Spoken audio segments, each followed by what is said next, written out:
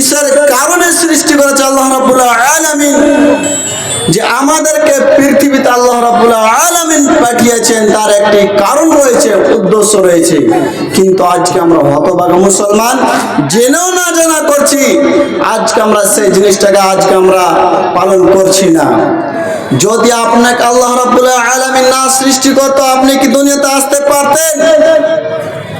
আপনাকে যে কাজের জন্য আল্লাহ রাব্বুল আলামিন সৃষ্টি করেছে, আপনাকে সেই কাজ আগে করতে হবে।